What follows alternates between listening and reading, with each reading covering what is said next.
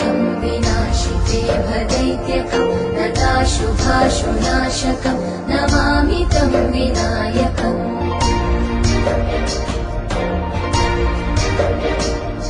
न चेतरातिभीकरं नवोदितार्थभास्वरं न मत्सुरादिनिर्जरं न ताधिकापदुद्धरम्